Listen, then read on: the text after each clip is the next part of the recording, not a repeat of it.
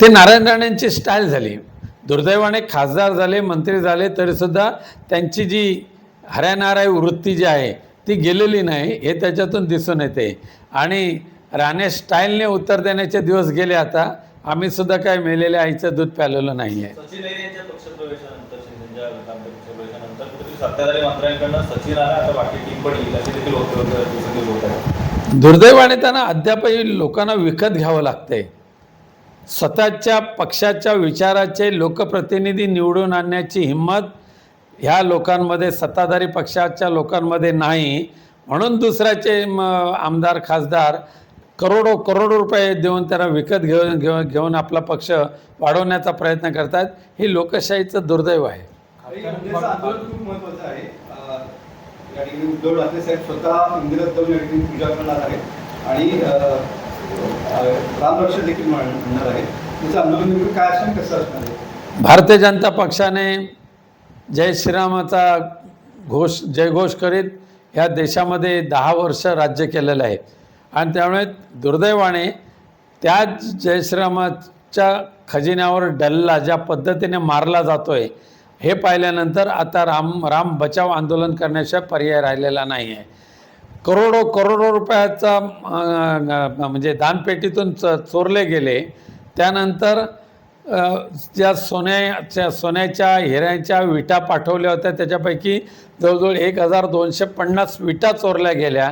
आणि त्यामुळे रामाला चोरण्याची प्रवृत्ती जी आता वाढलेली आहे, त्याच्या विरोधात माननीय पक्षप्रमुख, शिवसेना पक्षप्रमुख उद्धवजी ठाकरे साहेबांनी उद्यापासून संपूर्ण महाराष्ट्रामध्ये आंदोलन चालू करायचं ठरवलेलं आहे.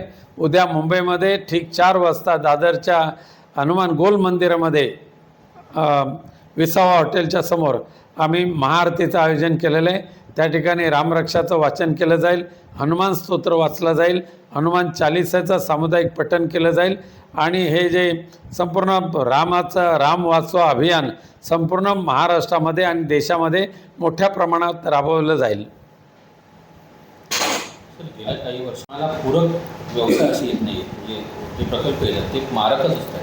त्याचं नेमकं काय कारण आहे की कारण कोकणासाठी पूरक व्यवसाय आहे? परप्रांतीय भूमाफियांनी ज्या पद्धतीने कोकणातल्या जमिनी घेतलेल्या आहेत, अगदी दोडामार्गपासून ते दापोलीपर्यंत नव्हे तर पालघरपर्यंत ज्या पद्धतीने परप्रांतीय भूमाफियांनी कोकणची भूमी हडप केलेली आहे, त्या परप्रांतीय भूमाफियांचं भलं करण्यासाठी असे प्रकल्प आणायचे आणि त्या जागेला सोन्याचा भाव प्राप्त करून त्यांच्या तुंबड्या भरायच्या, यासाठी हे प्रकल्प आणायचा घातला जातो आहे. कोकणवासांच्या माती प्रकल्प मारले जातात. कोकणला संपवण्याचं हे दुष्टचक्र या सध्याच्या सत्ताधाऱ्यांकडून केलं जाते. कोकणाला चांगला समुद्र किनारा, निसर्ग सौंदर्य, पण अशा जर पर्यटन व्यवसाय या ठिकाणी जर वाढायला लागला तर कुठल्या तरी ग्रामीण पर्यटन असेल, शहरी पर्यटन असेल, पुढे चालना मिळेल तशा पद्धतीचे प्रकल्प आणावे.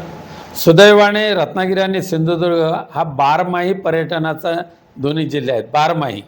इतरत्र देशामध्ये जे पर्यटक आहेत ते सिझनेबल आहेत, पण कोकण आणि सिंधुदुर्ग आणि रत्नागिरी हे बारमाही पर्यटनाचे आहेत. या ठिकाणी बारमाही पर्यटनाच्या दृष्टिकोनातून योजना आखल्या तर कोणत्याही मोठ्या प्रकल्पाची गरज नाही आहे. आज स्कुबा डायव्हिंगसारखे प्रकल्प पूर्ण कोकणामध्ये चालू झाले तर त्यावर काम करणारा युवकाला दर महिन्याला किमान 1 लाख रुपये तो कमाई करू शकतो. हे आमच्या मालवण देवबागमध्ये दाखवून दिलेलं आहे. गेल्या काही वर्षामध्ये गोव्यापेक्षा कोकणाकडे पर्यटकांचा कल वाढलेला आहे. कारण एअर इंडिंग असेल किंवा विकेंड असेल, त्यावेळेला पर्यटक हे मोठ्या संख्येने कोकणामध्ये दाखल होतात. कारण कोकणातलं खास करून सौंदर्य जे आहे ते गोव्यामध्ये नाही आहे.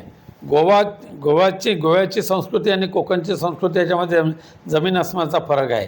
इथल्या लोकांचं आदरातिथ्य हे अत्यंत वाखाणण्यासारखं आहे आणि निर्भयपणे आम्ही कोकणामध्ये वावरू शकतो, राहू शकतो, ही भावना पर्यटकांमध्ये आहे. म्हणून कोकणामध्ये येणाऱ्यांची संख्या वाढलेली आहे.